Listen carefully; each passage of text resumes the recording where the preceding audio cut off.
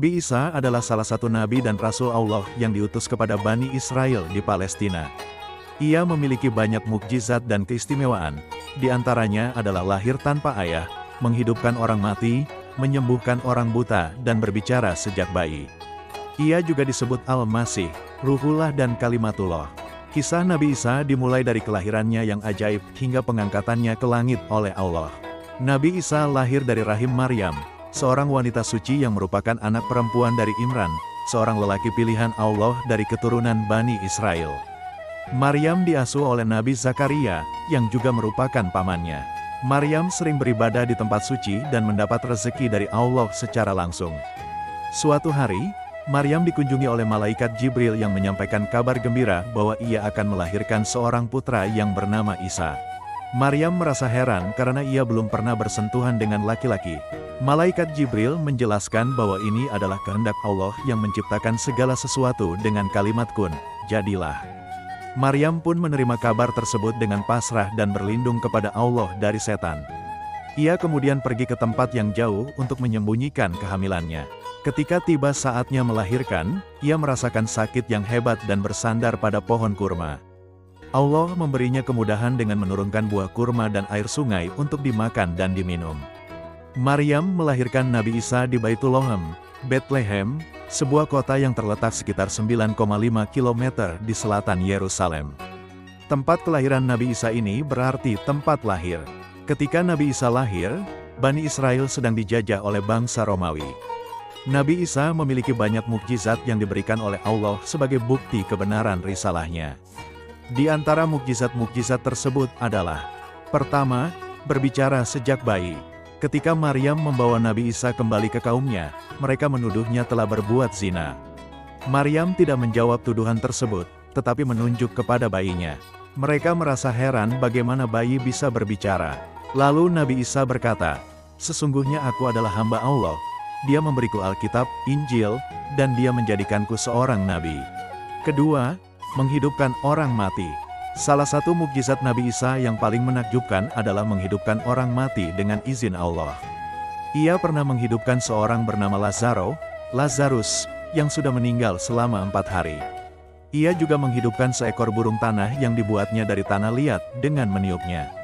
Ketiga, menyembuhkan orang buta dan berpenyakit kulit, kusta. Nabi Isa juga diberi kemampuan oleh Allah untuk menyembuhkan orang buta sejak lahir dan orang yang menderita penyakit kulit, kusta, dengan menyentuhnya. Ia juga bisa menyembuhkan orang sakit lainnya dengan doa dan izin Allah. Keempat, mengetahui hal-hal gaib. Nabi Isa juga memiliki ilmu gaib yang diberikan oleh Allah sebagai bukti kebenaran risalahnya. Ia bisa mengetahui apa yang dimakan dan disimpan oleh orang-orang di rumah mereka.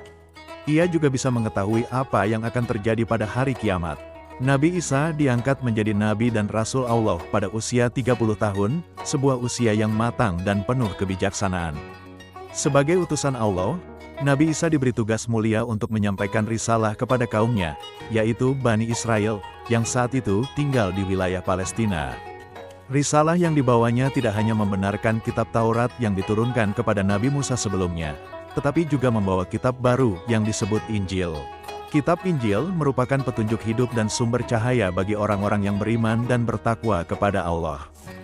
Dalam dakwahnya, Nabi Isa mengajak Bani Israel untuk kembali kepada jalan yang lurus, yaitu menyembah Allah semata tanpa menyekutukannya dengan apapun. Ia menyeru mereka untuk meninggalkan berbagai bentuk penyembahan berhala, perbuatan dosa, dan segala bentuk kesesatan yang telah mengakar dalam kehidupan mereka. Selain itu, Nabi Isa juga tidak ragu mengkritik para ahli Taurat dan pemuka agama Bani Israel yang telah menyelewengkan ajaran Taurat. Mereka menggunakan kitab suci tersebut untuk kepentingan pribadi, memutarbalikkan hukum Allah demi keuntungan duniawi. Dalam menjalankan tugas dakwahnya, Nabi Isa tidak berjuang sendirian. Ia didampingi oleh 12 sahabat setia yang disebut Hawariyun. Para Hawariyun ini adalah orang-orang yang dengan tulus ikhlas menerima risalah Nabi Isa, membantunya menyebarkan ajaran Allah, serta siap menghadapi berbagai kesulitan dan tantangan demi menegakkan kebenaran. Mereka menjadi pendukung utama Nabi Isa di tengah masyarakat yang penuh dengan tantangan. Meski begitu, dakwah Nabi Isa tidak selalu diterima dengan baik. Sebagian besar Bani Israel menolak ajaran yang dibawanya. Bahkan, Mereka memusuhi dan merencanakan upaya untuk membunuhnya. Mukjizat-mukjizat Nabi Isa, seperti menyembuhkan orang buta dan menghidupkan orang mati atas izin Allah, justru membuat mereka semakin dengki. Mereka juga meragukan kelahiran Nabi Isa yang tanpa ayah, hingga ada di antara mereka yang dengan lancang menyebutnya sebagai anak haram atau bahkan menganggapnya sebagai anak Tuhan. Namun, Nabi Isa tetap teguh dalam misinya. Ia terus menyampaikan kebenaran tanpa rasa gentar. Dalam perjalanan dakwahnya, ia menunjukkan kasih sayang, kesabaran, dan kebijaksanaan yang luar biasa. Hingga akhirnya, Allah menyelamatkan Nabi Isa dari tipu daya musuh-musuhnya dan mengangkatnya ke langit, sebagai tanda bahwa Allah selalu melindungi hamba-hambanya yang ikhlas dan bertakwa.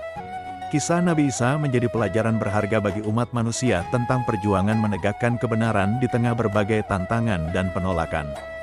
Salur wakaf Anda di sini. Bank BRI 06690100139837. Atas nama Yayasan Wakaf Khaira Zadina.